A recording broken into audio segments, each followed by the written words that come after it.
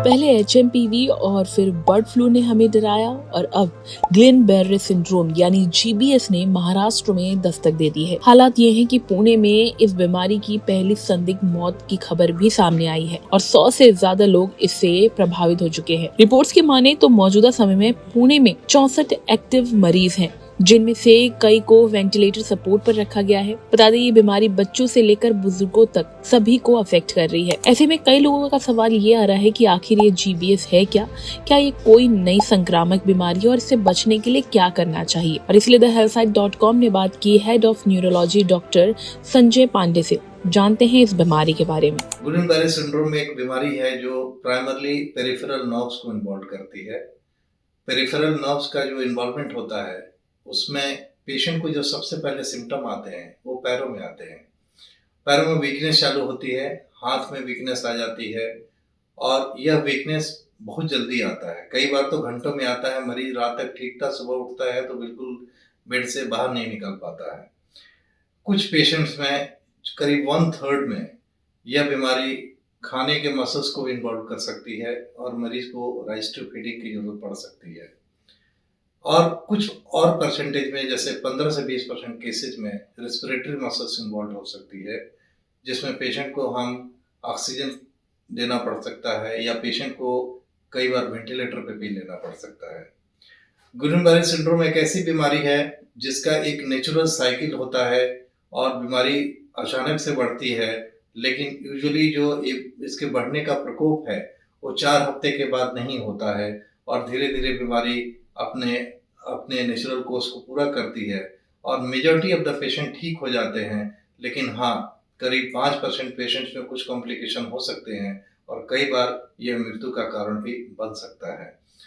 गुलिन-बेरे syndrome होने के कई कारण होते हैं। जो सबसे बड़ा कारण होता है कुछ इन्फेक्शन, और सबसे बड़ा इन्फेक्शन है रेस्पिरेटरी इन्फेक्शन और डायरिया। डायरिया में भी कैम्पाइलोबैक्टर जेजुनी जो डायरिया है उसमें इसका इफेक्ट काफ़ी ज़्यादा होता है और कई बार पेशेंट फीवर होता है 1-2 दिन का, सांस की कुछ जैसे वायरल इन्फेक्शन हो सकते हैं, जैसे सर्दी जुकाम हुआ या डायरिया हुआ, उसके बाद पेशेंट ठीक हो जाता है। 1-2 दिन के बाद फिर इसका प्रकोप चालू होता है। तो जैसे ही पेशेंट आते हैं हम उनसे पूछते हैं कि क्या आपको हाल फिलहाल में कोई फीवर हुआ है, कोई डायरिया हुआ है या कोई सर्दी जुकाम हुआ है। स्प्रिंग वेदर जैसा वेदर अभी चल रहा है, जब जैसे सर्दियां खत्म हो रही हैं, गर्मी चालू हो रही है, इस वेदर में चूंकि सर्दी जुकाम ज़्यादा होता है, इस वेदर में गुलिन-बेरे सिंड्रोम का इंसिडेंस ज़्यादा होता है। रही बात बचाव की, इसका बचाव का कोई ऐसा तरीका नहीं है कि हम कुछ चीज़ लेके इससे बचाव कर सकते हैं। लेकिन हाँ, अगर आप सर्दी जुकाम से बचाव कर सकते हैं जैसे गर्म कपड़े पहनकर, या डायरिया से बच सकते हैं जैसे कोई बहुत इन्फेक्टेड फूड नहीं खाकर या बाहर बहुत ज़्यादा नहीं खाकर, तो डेफिनेटली इससे बचाव हो सकता है। यह हर ग्रुप को इन्वॉल्व करता है, जैसे बच्चों और बूढ़ों में इसकी संभावना थोड़ी ज़्यादा होती है, बट मिडिल एज लोगों में भी इसकी संभावना उतनी ही हो सकती है।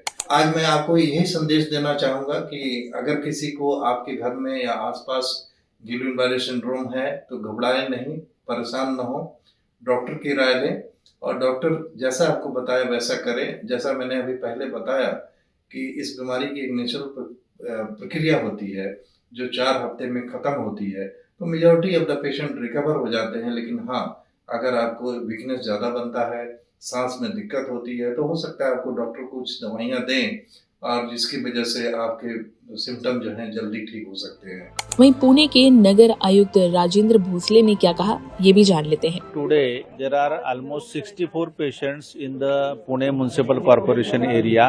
Out of that, almost 13 patients are on ventilator.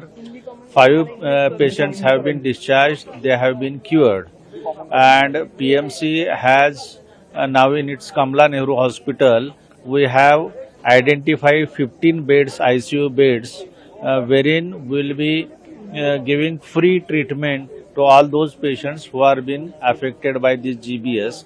Also, we have purchased 200 vials of immunoglobulin, wherein we will be supplying that immunoglobulins to this private hospital wherein these patients are admitted, so that there will be reduced bill.